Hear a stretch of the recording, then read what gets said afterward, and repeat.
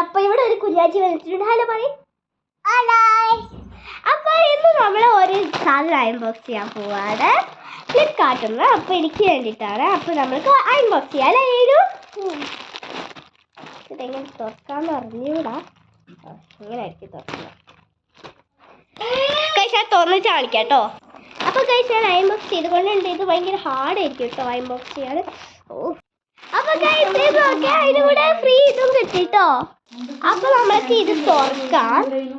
അപ്പൊ കഴിച്ച് ഇത് കണ്ടോ, എന്റെ ചെവി ഇങ്ങനെ അടച്ചു വെക്കുക. കുഞ്ഞാച്ചി